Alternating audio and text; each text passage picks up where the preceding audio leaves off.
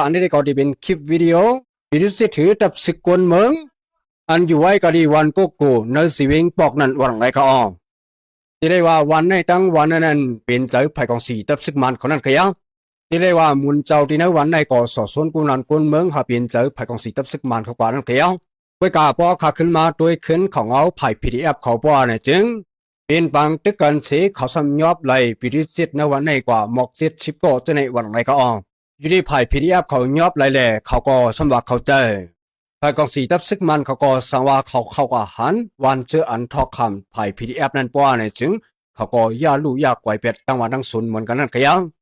กาสังว่าเป็นกุนวันกุนศูนย์อันทอกคำกำเทียมไผ่กองสีตับซึกมันเขาอยู่ป้อเนี่ยจึงอยู่ที่ไผ่กองสีตับซึกมันเขาในมีเจอไข่เกียดขี้เฮกลางปันกล้วยเสียมก้าอันเขายอบอยู่เจนั้นก็ว่าเป็นกุนวันกุนเมืองกล้วยอ่ำจะซึกในนั้นก็ยังพอมาหุบด้วยเก็บสีหลัดขึ้นปดยำป้อในจึงเป็นเจ้าคือมันเขาหนังการก็ย้อนไปวัดตาเขามันอ่ำเมียนกันแดเป็นหางไม้เมื่อเฮ็ดทางเก่าในสีลูกน้องปองไปเขาเอากุนวันกุนส่วนเขายากินย้อนมันนั่นก็ยังพอได้เลยว่าเพิ่งเปลี่ยนตีลงอันมันเขาหนังการขึ้นเฮ็ดทางกันนั่นก็ยังโคงไก่นอนลูกไก่แน่เนื้อไก่แน่ปลาทูแน่ช็อกตีนแน่ซื้อผ่านที่ว่าแท้มองนานก็ได้มันปิ่นเปียงมันเรียกลายทางการเมืองกันซึกไรนะอำเป็นเอ็นแห้งลงอันตรายต่อสู้ไรถูกเขียนเอาข่าววันทางหน้าอย่ามาจะไหนตรงว่ามันหลำลองที่สุดเนี่ยเขาได้เลยตัวแตกตัวอย่างมันในเมืองหนังเมืองเขค่ะเมื่อเขเขามังกันผายหนึ่งเลยผายหนึ่งจุ่มหนึ่งเลยจุ่มหนึ่งมังกันเมื่อนั้นในเขเขาในต่อสู้ในเข้าทางหูปากอีมันในคำคืบหน้าลายเสียมก้าเนี่ยกำในกวนนอกเมืองในหลายเมืองเนาะวันกันกับวันแห้งไต้หวันมังลงปองจึงเหมาเจ้าตุ้งเมื่อนั้นมันเหมาเจ้าตุ้งแบบเป็นมองจึงหรือเป็นผาลูกพื้นนี่ก็รู้จังคัดเชือกในเป็นมองจึงเขารู้เมื่อนั้นนะไทยว่าอเมริกันว่าอังกฤษยุโรปเขาว่าวันกันมักมันไต้หวันเป็นเมืองก่อนขอเขาลูกกูบอกนะกำในเหมาเจ้าตุ้งในมาคุบจู่กูเจ้าคือเจอหลายพร้อมพรมมาพรมเจิมพร้อมทุบเป็ดที่ไหนเขากำในอ่อนกันมาเปลี่ยนปึกแผ่นนั้นเรียวไว้หมอเจ้าตุ้งไอ้ลืมอะไรจังคัดเชือกอ่ะพี่จังคัดเชือกอะไรปลายก็อยู่ไต้หวันน่ะเนาะกะตั้งอยู่ในฝุ่นบางหลายเฮาว่าก่อไต้หวันกุนไต้หวันถึงมื้อเดียวจังคัดเชือกอะไรปลายขี่เผือกอะไรปลายมื้อจ้าได้ขี่เผือกในตังตูเป็นโรงบองจึงเมืองขี่เขารู้นะมันไปเกิดขึ้นไต้หวันมื้อนั้นมันไปเกิดขึ้น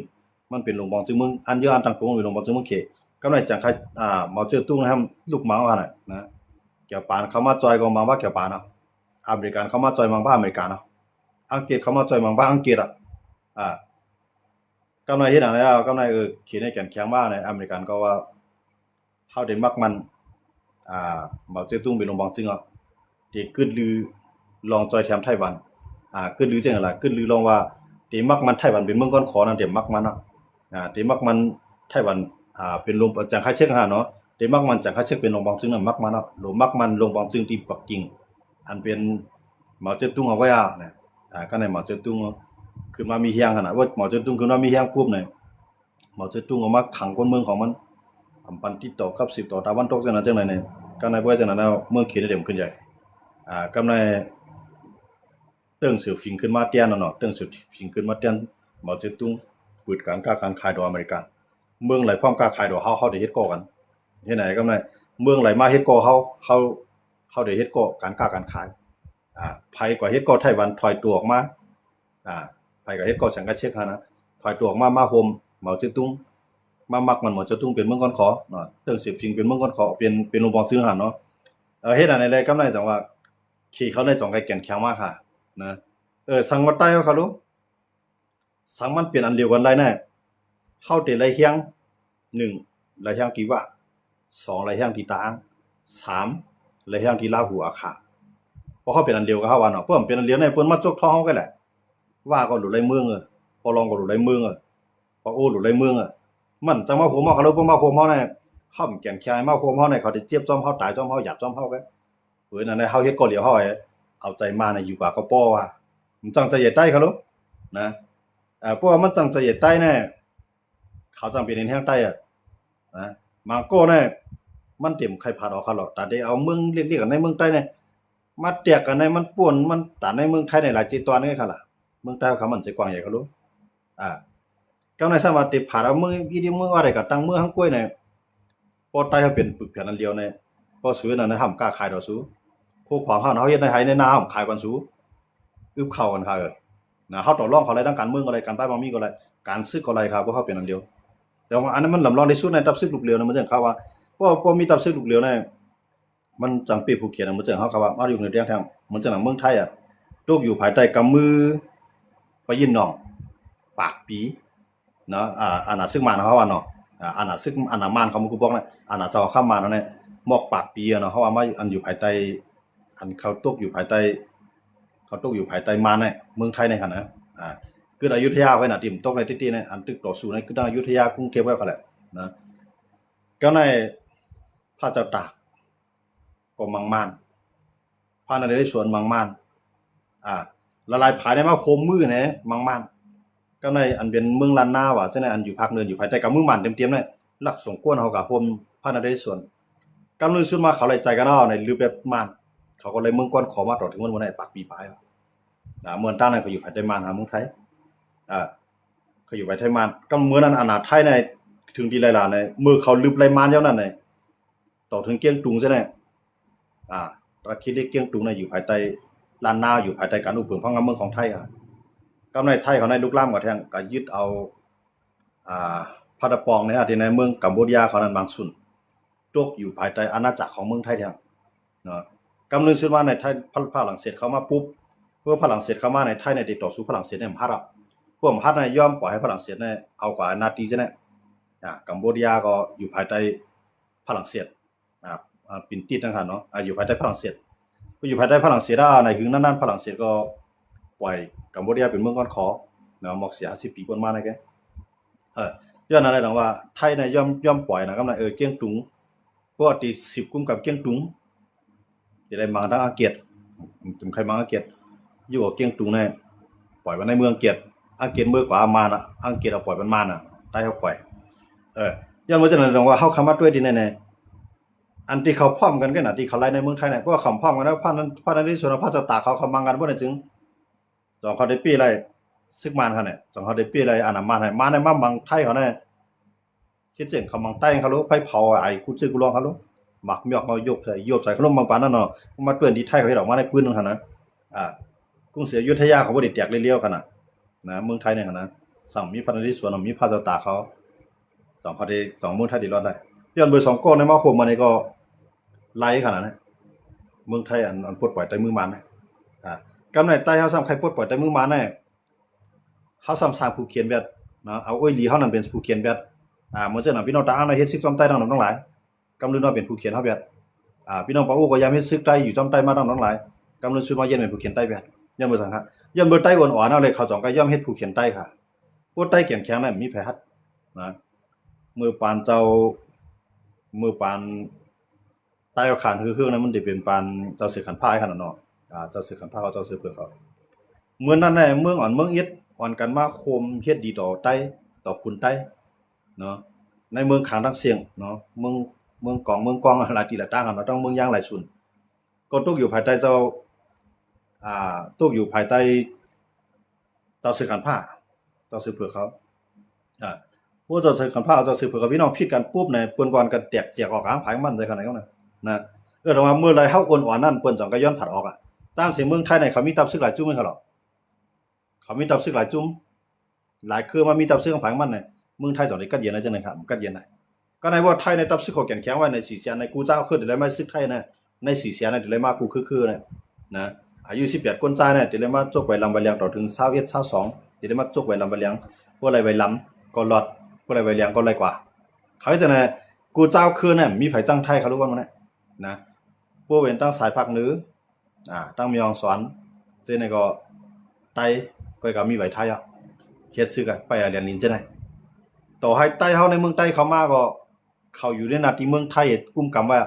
เขาบ่เฮาเข้ามาแล้วมีใบเขาถึงยาวพอคำเดียวเปลี่ยนใต้หนังกันนั่นนะอันเป็นตำรวจอันเป็นเย่นั่นเนาะเป็นซึกในซ่อมสายมีองสอนแล้วก็ใต้ดอกเขาฮู้หมดเขาเป็นลูกมีใต้หมดก็เขาเลยใจไว้ไทยแหละเขาเกิดในใหญ่ในแผ่นดินไทยไปแล้วยันบ่จังนั้นแหละเขาจะได้เป็นใต้เขามักมาเนาะเขาเป็นคนเมืองมันครับยันบ่เขาใหญ่ทั้งคนมาเกิดในเมืองใต้เนาะก็กับมานอุปเปิงเฮาน่ะยันบ่จังนั้นแหละดอกว่าเพราะว่าไทยเขาในเขามีตับซึกลูกเหลียวบ่ยันบ่เขามีตับซึกลูกเหลียวแล้วคนคือหลายมีใจใครผัดออกเอาร่างผิดหลายกำเหลียวเพราะว่ากวนคือหลายมันมีแนวตั้งตาดีต่อสู้มังแบบ ด้วยคะแนน3จังหวัดชายแดนภาคใต้เนี่ยตุ่ม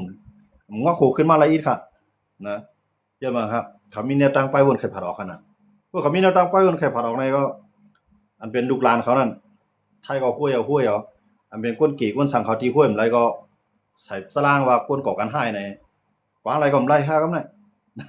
ญาเจ้าหน้าที่ไทยเขาเจ้าหน้าที่ตำรวจเจ้าหน้าที่ซึกเขาไปตื้อกูเขาย่ำครับ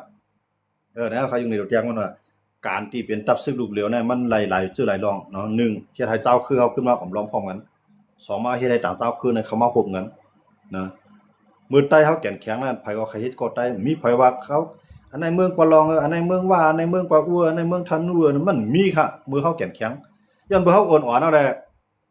ที่ก็เฮ็ดก็ใต้ก็ตุกคาจอมเขาไว้พวกเด็กก็ต่อสู้มาใจเขาก็พร้อมกันเหมือนตั้งว่าหาเขาใส่หูไว้เพิ่นนั่นก็เฮ็ดดีต่อมารให้มารปล่อยเฮาอยู่พวกมันใจกินก็กับมังใต้เขาให้เฮาก็ไล่หน้าลิ้นแท่งมันเย็นเป็นจังได๋คั่นน่ะจังว่าอันไหนก้นหลงเฮาก้นเฮ็ดการซึกเขาก้นอันโหดใต้เฮาไหนดูปองใส่ดีๆทีนั้นแล้วเฮาเวลาเราเฮ็ดการเมืองใต้มันจังได๋เฮ็ดการดัดซึกคือใต้เฮ็ดกับคนเมืองใต้มันจังซั่นเฮาพวกเฮายังมักมันมาเพียนนี่เนาะที่จับเมืองเขตที่จับเมืองคางที่จับเมืองย่างเหลียงที่จับเมืองมานพวกเฮามักมันเพียนนี่แล้วที่ไหนๆเลยลองตั้งอีสังเลยเฮาเตรียมเป็นตับซึกกูเลียวนะย้อนบ่เฮาปองใจว่าเฮาเกิดถามว่าเวียงเฮาเมืองเฮาเนี่ยเฮาติดจับเมืองกึ่งติดจับลายคาติดจับเมืองหนองเฮากับตัวนาเดียวกันได้กันน่ะว่าตัวนาเดียวกันได้เนี่ยเฮามีวันติดต่อสู้ต้องการเมืองมันปีไรอำปีไรเสมก้าเนี่ยมีหนองแหลงว่าวันมื้อนี้เฮาเตรียมมักมันปื้นตีเมืองเจ้าคือเหมือนจังของกูบ่เมืองเฟดเลียนเฮาได้แจกพี่กันได้เฮาเตรียมมักมันปื้นตีนาลินกวยเนี่ยหมายถึงว่าปื้นตีนาลินจังเกาก้างอยู่ไรกันได้อันนั้นมักมันเป็นหน้าที่เกาก้างกว่าเฮาอันนี้นาทีว่ามักมันเป็นนาทีว่ากว่าอยู่จอมปักเปืองเอาปุ๊บอยู่จอมปักเปืองปุ๊บเนี่ยพูดใต้เขาก็ได้ตึกกันนั่งเขานะเขาทั้งนาทีก็กลางตึกเขาไหร่เขานาทีตาอ้างตึกเขาไหร่เขานาทีว่าตึกเขาไหร่ยังมั้งมันเต็มมักมันเป็นปักเปืองรักเมืองไว้แล้วขนาดเขาอยู่จอมปักเปืองรักเมืองอันมันตำบางไว้ลงปองซึกตำบางไว้ในเขาลาเลยเตรียมหูปากเขาหน่อยจนเบิกมาในเครียดออกมาตรงในตอนนั้นสังกัดตอนตาได้แจกแถกเอ็นแห้งเข้าค่ะอย่าไปเปลี่ยนพาห้างจึงเมืองมาตาได้เป็นเจือจัดพร้อมโฮมันมานั่นคือเป็นไรเนี่ยมาในว่างเปลี่ยนตรงไหนครับจังว่าอันนั้นได้จะหวังพาเขาก็รีเจอซื้อก็รีก้นลงในปฏิมาซึ่งได้ในของเสียวขึ้นจึงได้ในตั้งหมดดังเสียงเมียหนาในมันป้วนในไผ6กอเขาย่อนะเอา6กอ12กอมาพร้อมกันเนี่ยเปลี่ยนไรเนี่ยสิเจ้าอ่านเอาว่าเมืองไรจังครับไรนะก็ในว่าสุจะพร้อมกันก้นหลวงมันพร้อมกันหลายเนี่ยปีดูที่นั้นเขาได้กะเลขแข้งเลขขามาในอยู่กว่าเขาได้เป็นไรครับเป็นไรแล้วความยืนขัดต่อเขาก็แล้วว่าสุจะพร้อมมันตั้งนะพวกเขาคิวก็ไล่เป็นอันเดียวกันเนาะเนี่ยปีดูจิตจุ่มได้มันอาเฮ็ดกองมาเนี่ยมันก็เป็นเขียนเฮากันแหละที่เหตุการณ์มันมาที่เหตุการณ์มันเฮาเพื่อการมันเฮาก็มาโฮมกันนะประมาณมาเฮาหลุดตึกก็สังเกตว่าเอาเราไล่อุปก็หลุดไล่อุปเข้ามันหลุดเป็นจังไงกูว่าในเฮาในแจกกันในนาทีปีดูจิจุ่มในนาทีปีดูจิจุ่มในนาทีโคเขียนในนาทีโคไลในนาทีตาอ้างในนาทีว่าในนาทีอาขาในนาทีลาหูในนาทีลิซอในนาทีมูสในนาทีปาโอลำปาโอเหลียงมีเทียงแต่กำไรมามีเทียงนาทีปีเทียบเทียงเพราะต้องลิลงให้เนาะหลายพื้นที่กันเนาะยันว่าจังนั้นเนี่ยเฮาค้ามาด้วยที่ไหนรอบรายการต่อสู้ใต้นั้นใต้เงียบน่ะก็มั่นใจครับนะอันเฮาซุ่มในเฮาซุ่มดีว่าเฮาฮู้การเมืองเฮาฮู้การซึกนั้นมันสิตอนตาเดียวตึกกันขึ้นกวนในเมืองเฮาก็ตึกปลองก็ซุ่มเฮากวนก็น่ะซุ่มกวนในเมืองเฮาก็ปลองว่าตึกใต้ก็เขาก็ใจลังทางใต้ก็ตึกปลองก็เลยซะอันใดนั้นเป็นมารใต้ก็ตึกว่าได้ติไรนะเพราะว่าปีกว่าไรก้อยการมันไรตอนน่ะสังไรบันขี้ก็มันก็สังใจว่าเฮาพร้อมกันรู้เฮาได้เลยนำหรือนั่นเฮาได้มักมีหรือนั่นกวนเมืองเจ้าคือเฮากูคือติขึ้นใจมาสูงหรือนั่นเอาว่าอันการจัดปันลูกหลานเฮานั้นมันหลูโคมกันนี่แหละจะสร้างหางปองเฮ็ดสร้างปันกันมันสิว่าเทวดาที่มาผ่านสร้างมันเอาคาไรเนาะนะอันนั้นเพราะเฮาขามาเรียบเรียนตัวดีเนี่ยอันตีตับซึ่งเขามีหลายลูกในใต้เฮาซุ่ม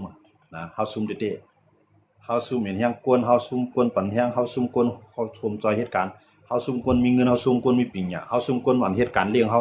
นะกวนเหตุการณ์เฮ็ดให้เฮ็ดนาเฮาจังได๋สุดจัดด้วยค่ะตรงนาเฮาห้ามแน่มันห้ามยันเปิดซึกมันห้ามใจนะเมื่อซึกมันลือเพราะนั้นมันลือกับอยู่จ้อมแขบเวียง เพิ่งเอาลายหลีเอามันเขาขึ้นใจเขามาอยู่วันนอกขึ้นเอาวะก็ในเพื่อซึกมันมาว่าในห่ำไรปลายออกนอกเมืองเข้าปลายออกนอกวานเข้าไปกับอยู่จ้องมาจ้องลอยเพื่อมันออกวานเข้ากับขึ้นเขามาขึ้นเอาเพื่อกากาปานโมเดลน้ำใจจังนั้นพวกปลายปุ๊บกับเมืองเขตกับเมืองไทยนะพวกบนเตียกมาเนี่ยก็ใต้เขาอยู่ในเมืองไทยก็ทุบตั้งหยาบอยู่ในเมืองขี่ก็ทุบตั้งหยาบเด็กขึ้นเมืองเข้าในบนเตียกเขาแทงนะใต้เขาในเย็นเป็นบักมูกีหิบตั้งไรมีมากกว่าเจ็บปูพายแต่ว่าในเขาขาดซุ้มแต่ว่าเพื่อวนด้วยหลีเลียนว่าเฮ็ดซึกอันว่าแจกเพคือก็คือเมื่อแจกเพคู่ก็คู่เมื่อแจกเพจุ่มก็จุ่มเมื่อนั่นมันเหมือนจังว่าเฮ็ดการจอยซึกมันก็เฮ็ดการจอยโจรให้หานะอันนั้นขาดซุ้มมันแต่ว่าปาดีไม่สูงจึงได้ก็ญาซึกมันมีของเสียวขึ้นจึงได้ก็ญาซึกมันมีก็ก็ถามว่าซึกมันที่ฮัดตึกในข้าวยามหมดเหลียวมันในตื่นฮัดตึกพอตึกมาปุ๊บตึกภายไหลก่อมดีตึกโคเขียวก็โคมดังขังปลาดังผีที่พอตึกโคลายมียางเผือกมียางเหลียงที่ป้าว่าผีที่ย่อมเพราะฉะนั้นมันแค่หานั้นได้จังว่ามันได้เตรียมไปตึกใต้ก้อยกามันเตหลอกใต้หยอกใต้หมอกกระนั้นก็สังเกตว่าถอมล่าก็มันก็เตหมอกเอาเครื่องมีมันก็โหดหาได้ตันๆในขึ้นหูกันขึ้นไงนะมาให้มันได้จะลอกลายได้ครับหายบ่ย่างซึกจอมดีทางย่างซึกโหปากโหเฮียงให้มังใต้นู่นไปฮัดค่ะในเขาย่างมาเร็วผู้เขียนมันหอบนาครับมาเร็วเนี่ยมาในอยู่รอดไรในย้อนเบอร์ช้างเนี่ยผู้เขียนมาตั้งได้พอมันมา2ตั้งได้ก็ได้อุปเป็น1ตั้งให้มันมาได้ตั้งเหลียวครับมือไหลมาที่ไหนขนาดมันน่ะที่มันอยู่ไรนะมันอยู่ไรรอนตั้งหมอเหรียญมันลงเหรียญในการต่อสู้ทางการเมืองเนาะพวกมันล็อกในก็ได้จอกล็อกในเนี่ยมันเหรียญนั้นไหนมาในจังได๋มันอยู่รอดกะมาในติในกวนเมืองก่อนนี่กลางไสตื้นเอามันอยู่ยาว่าส่วนใหญ่เนี่ยกวนกับนอกเมืองจังได๋มีไผเอาซึกมันกับมีกำนำเนี่ยนะตึงมีไผเอาก็ก็มีสัมมีตั้งเลือกครับมันมัดขาไว้ควานน่ะเนาะกำว่าหลูมาเฮ็ดสมัครการว่าเฮ็ดก็เฮ็ดมาหลูย้อนไว้ควานนั้นได้ว่านะวางแล้วเรียนเข้าหามันได้กำจังคือขนาดนั้นยันบ่จังนั้นน่ะว่าอันจังนั้นน่ะพอเปลี่ยนลายน่ะก้นลงใต้เฮาน่ะพร้อมกันมักมันเป็นอันเดียวกันไปห่ำซุ่มก็เข้าห่ำปีนี่ก็เข้าดิ้นซุ่มการเมืองดีกว่าตั้งนานเพราะว่าเฮาตึกว่าหั่งเก่าหั่งใหม่น่ะได้เฮ็ดกว่าทางละปากปีเจ้าของผ้าตายขึ้นเกิดเจ้าซึกตายขึ้นเกิดอะไรขึ้นเขาบางตึกเฮ็ดซึกอะไรขึ้นตายก็ตื้นหน้าหรือในก็มีสังเตลีขึ้นครับแต่ว่าตับซึกลูกเลียวอันว่านั้นมั่นใจว่าอันหนานั้นเดี๋ยวมากองจะซึกบ่ดำใจอันหนาดีกว่าจะว่าพามันจะตับซึกลูกเรือนว่านั้นผู้ปองการมันมีก่อเหลียวนะกำไรมันได้สั่งกวนของมันอันมีปุนพรในพื้นที่นั้นก็ละเดียวบุญพรมันสั่งได้ในขณะพอหาเงินมาเอามาคำว่าเงาเงินไรเงินมาขึ้นแจกสายพื้นที่เครื่องกองกลางลักหนักหมามือจื้นยาวมันคือจังคือกับหลวปันก่อนอยู่นาซึกในพื้นที่มันเหลือจังได๋ขณะให้ตับซึกเขาแก่นแข็งคนเมืองเขาก็อย่าไปไล่ลังเลใจอย่าไปไล่กังปูกังปาว่าก็ดีปันแห้งภายไหลเนี่ยมันจะว่ากับปันแห้งโคเขียวจังโคลายเขาเนื้อเขาเลือดกับปันแห้งโคลายจังโคเขียวเขาเนื้อเขาเลือดกำลืนสุดมาภายไหลพันดีตั้ง2ภายเหตุการณ์มันๆขึ้นในขากำลืนมาอันในขณะเอาสุเหตุการณ์มันๆเสมก้าในหลายๆเจ้าคือย้อนจีเมืองว่าย้อนผาดออกว่าย้อนอันนั้นได้ว่าตอนน่ะสังหะย้อนมือขำพันโหใต้น่ะนะขำพันอาณาใต้ขนาดขำหำนาอำพันน้ำกัดใต้ขนาดอำพันเงียนปิงหยาใต้ขนาดเขาจองไป5เทศค่ะนะว่าในเมืองไทยเนี่ยมีหลายเจ้าคือเนาะมีหลายเจ้าคือตื้นมีคืออันใหญ่หรือเปิ้นได้ที่1ในเป็นคือไทยที่2มาในคือยวนคือยวนใจคืออีสานที่3มาในคือยวนครับอันใหญ่หรือเปิ้นในเมืองไทยเนี่ยมีอยู่3คือก็คือเล็กๆรอบๆมาปึงยิงเขา3คือเนี่ยตื้นมีคืออะไรว่าเต็มใครพาดออกตื้นมีคืออะไรว่าใครที่ตั้งตับซึกข้างกล้วยค่ะย้อนบ่คือเรียกๆจังนั้นเอากันว่าปืนคือใหญ่3คือเนี่ยครับกำไรคืออีสานเลยคือยวนเนี่ยเนาะตั้งล้านนานั่นน่ะเนาะเพราะล้านนาเนี่ยตั้งมันก็ภาคอีสานเนี่ยเขาได้ใช้ภาษาตั้งอีสานได้ภาคใช้ภาคอีสานตั้งล้านนาเนี่ยเฮาว่าตั้งล้านนาเนี่ยตั้งแต่ภาคเหนือขึ้นมาตั้งแต่พิษณุโลกขึ้นมาค่ะเนาะฉะนั้นมันสิเป็นส่วนใหญ่สิเป็นรัฐความยวนเนาะสิเป็นคนยวนโดยการว่ามันในคำมักมันเขาเป็นไทยหมดนะไทยอีสานไทยยวนเป็นจังนั้นโดยการคำอันว่าอันอ่อนโหน้ำนาบ่ได้เป็นจังล่ะเป็นไทยค่ะในเมืองใต้ก็มีใต้อยู่ใต้ขึ้นใต้เหนือใต้ลำใต้สาใต้ซ่องมีน้ำหนักก็ก็อันใหญ่เลยเพิ่นได้เป็นใต้หลวงกำไรอันมาผิดกันอันไหนเป็นใต้หลวงค่ะว่ามั้ยโคเขียวผู้นำโคเขียวนั้นเป็นไผเป็นใต้หลวงค่ะผู้นำโคราชเป็นใต้หลวงค่ะ กำในอันมาพร้อมโฮมขาในอันมาจอยขายเหตุการณ์ได้ผู้เขียวเจ้าบางผ้าก็เอามาพี่น้องใต้มาทั้งน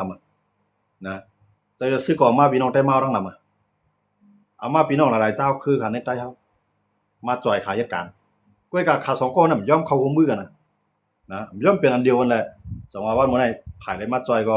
มาซุ่มข้าวยามหลายทั้งภายของมันนะพี่น้องตาเขามาจอยก็ซุ่มข้าวยามหลายมาจอมใต้ใน50ปีปลายเขามาจอยใต้พี่น้องปากโอ้ก็มาจอยใต้ใน50ปีปลายมาจอยใต้เฮ็ดซื้อก็ต่อสู้นะกำเรินซื้อมาเขาจะนำไรสังเขาจ้องใกล้ว่าเฮ็ดก็มาได้ไรกินดีมั้ยเฮ็ดก็มาได้ปานเฮาขุดถันหินเฮ็ดก็มาได้ปานเฮามีนาลีเนาะเฮ็ดก็มาได้ปานหาลองทางห้างเฮาเนี่ยเพราะว่าเจ้าคือปากโอ้เนี่ยมันได้มันก็ยอมผับช่วยบ่เขารู้ว่าเจ้าคือว่าเนี่ยมันได้มันก็ยอมผับช่วยบ่เขาเลยก็ถามได้เขาเลยว่ายามผับช่วยมันมีหลายก็ปากโอ้ผับช่วยมันมีหลายก็นะก็ในประลองในมาจอยใต้นำเรือเบิ่นเนาะในการต่อสู้ดังการอันต่อสู้ซึกมาในเจ้าคือประลองในมาจอยใต้นำเรือเบิ่นเนาะพี่น้องประลองน่ะอยู่ที่ไรมันโป้เขาย้อนเบิ่งเขามาจอยใต้กันน่ะวันมื้อนี้เขาผาดเอากับกล้วยเขางมเงียนได้ตั้งมาประมาณเฮ็ดจังนั้นเขาอ่ะมื้อเลยได้เขาไปงมเงียนได้ตึกเคียงๆกันย้อนบ่จังได๋เพิ่นมาจอยเฮาซ้ำหมอพร้อมกันได้กำลืมว่าเพิ่นเอาขึ้นกว่ากันนี่น่ะนะเพิ่นมาเฮ็ดก่อเฮาซ้ำหมอเฮ็ดก่อเพิ่นก็ขึ้นกว่ากันย้อนเบอร์สังย้อนเบอร์52ก้อมเฮ็ดก่อกันไรเนาะเฮาจังคนลงใต้เฮาในกันเนาะมันเฮ็ดก่ออะไรก็กำลือสุดมานมาเฮ็ดก่อเฮานั่นก็กว่าขึ้นแฮจังใจใหญ่สังเฮาเขานั่นน่ะเนาะอันนี้เฮาคาสุมาเนี่ยอันนี้ก็เฮาคา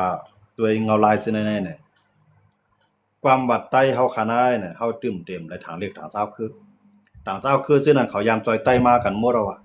เนาะก้อยก็ใต้ตื้นจอยใต้เลยมันจ่องไกเป็นจังไหนก้อยอย่าเป็นนี่ดังผิดเปิ้นนะกันว่ากันนี่ปะโอ้มีเมืองว่ากันนี่ปะล้อมีเมืองว่าใต้มีเมืองอำเภออะไรล่ะได้คั่นเนี่ยที่อันนั้นที่เฮ็ดให้เขามีเมืองที่ให้ปะโอ้มีเมืองที่ให้ปะล้อมีเมืองน่ะเปลี่ยนใต้ก็เฮ็ดเปลี่ยนน่ะอย่าบ่สังเลยครับว่านั่นน่ะบ่ใต้มีเมืองเขาก็มีเมืองน่ะเขาอยู่จอมเฮาเขารู้บ่ใต้มีเมืองเขาก็มีเมืองน่ะวันมื้อไหนบ่ท้องเขามาอยู่เมืองไทยบ่ท้องพม่าก็อยู่เมืองเขบ่ท้องเขาเหมียนเตี้ยนี่น่ะหลายเหลียวนี่น่ะเปิ้นว่ารู้เมืองปะโอ้เมืองใต้เปิ้นว่านะย้อนมื้อช้าน่ะเปิ้นจังมักมันนะเปิ้นจังมักมันที่เปิ้นมักมันปานเฮานั่นก็ย้อนมื้อสังย้อนบ่เฮามักมันทั้งกล้วยเฮานั่นเนาะย้อนบ่จังเนี่ยจังหวัดใต้อันว่าแน่นำคำตะตินเลยอากูค่ะเอาค่ะพี่น้องเขาว่าขาวนำคำนั้นมันเป็นขาวตับซึกเถียนให้เขาเฮ็ดหมากค่ะเนาะมื้อก็เอาข่าวลัดลองได้เอาค่ะมันเป็นตับซึกเถียนให้เขาเฮ็ดหมากแตกตาเดียวกับปล่อยใส่ห้วยลอยอันใดก็ขุดฐานหินเพื่อการมันสำแตกไปต่างๆมื้อข้าวยาม 12:30 นมื้อไหนนั่นขนาดเนาะอันนั้นก็มีคนดูตายกว่า50ปลายปลายก็ได้ไม่ฮู้คั่นเนาะแล้วแต่นำลือนั่นโด60 70ต้องเปลี่ยนกว่าไรคั่นเนาะอันมื้อเดียวได้อันบาดเจ็บอันฮู้จังแรงได้ก็70ปลายนั่นหั่นเนาะที่พี่น้องเขาตอบถามมาคั่นเนาะพี่น้องว่าเขารู้จอยใต้อยู่ค่ะพี่น้องว่าให้ถึมจอยใต้ขะละเมือนตั้งจอยเขาเจ้าคือว่าอยู่ในซึกใต้ก็มีนำเขาเมือนตั้งมือปานคุณสาในเขาเฮ็ดโกกันเขานะเหมือนเจ้ามาหาแก่เขาจังได๋เจ้าคือว่าเขาเลยแน่เขาเฮ็ดการจอยใต้ขนาดนั้นเขาจังได๋มือปานเจ้าคุณสาแก่นแข็งในมหาแก่มหาสร้างได้คั่นเนี่ยอีกปีนี้ก็เจ้าคุณสาเขารู้เขาจังได๋ไว้หลังมาก็เปิ้นมาส่วนไผบัดเฮากันขึ้นมังกันเทื่อนั้นเนาะบ่ใต้เตียกกันก็เปิ้นก็เตียกเข้ากว่านั่นคั่นน่ะเต้ๆในมันมีคืออะไรติ่มยามจอยใต้ครับนะไว้ก็ใต้ในมันจอยกันมาเต้ๆมันเหมือนจังว่าอายว่าจีว่าเผาไอ้ก็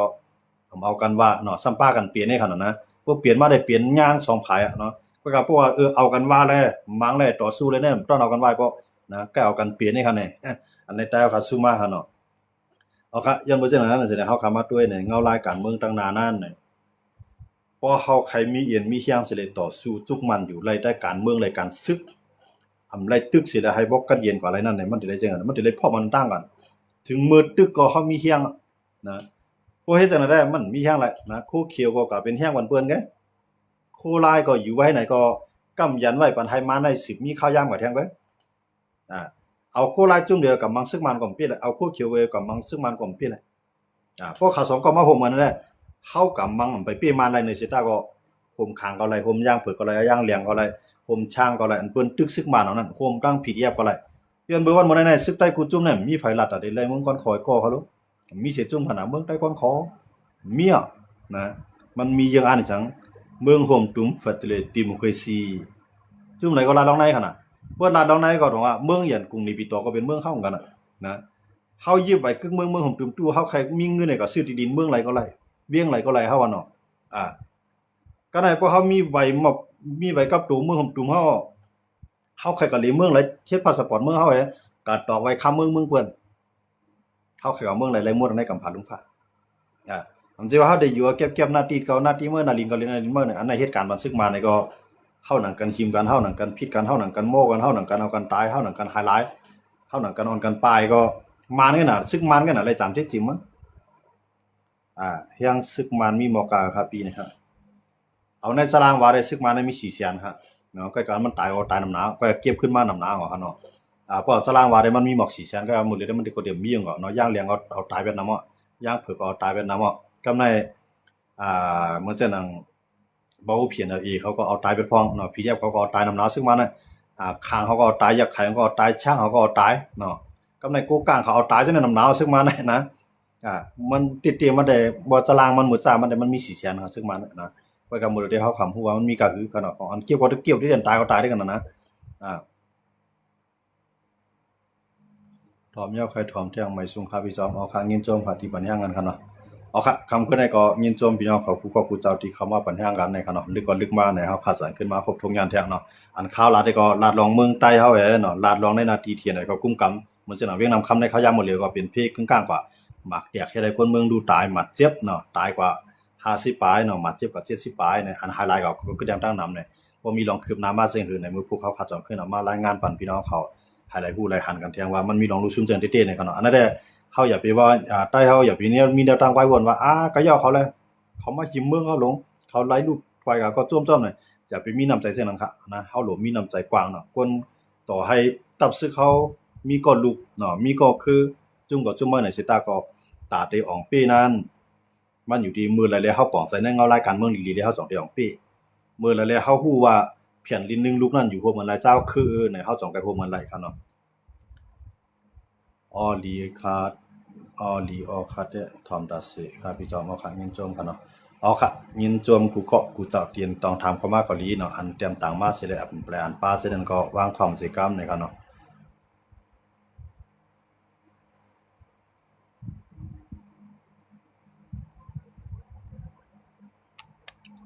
ปีมาหลายโมงค่ะนะครับเนาะนั่นได้อยู่ที่ข้าวยามตันในค่ะเนาะคำไรมักมันข้าวยามมันค่ะนะบางปอกมาลึกบางปอกมาเจ้าก้อยกะว่าเจ้าดันนี้ก็ป่วนในหมอก8:00 นเมืองไทยค่ะเนาะป่วนเมืองใต้ว่าได้หมอก7:00 นสิหมอก7:30 นได้หมอก7:30 นเมืองไทยนี่สิไว้หรือเมืองใต้ว่าครึ่งชั่วโมงนะคะเนาะเอาค่ะยินจมกูก็กูเจ้าค่ะเนาะข่าวอเมริกันและอิหร่านเขารู้พี่จอมนะครับเนาะอเมริกันและอิหร่านในหมดเลยในตึกงบมีกันอยู่ค่ะเนาะตรงโน้นทำลาดว่าตีปันข้าวยามแทง60 วันก็กะอิหร่านก็ตึกเสร็จกาเสร็จโหมันค่ะเนาะก็ว่าลองซิงมาเนี่ยต่างคำมันมีลองคืบหน้าลองอิหร่านเฮาค่ะ2ขึ้นมาพบทบงานแทงในค่ะเนาะ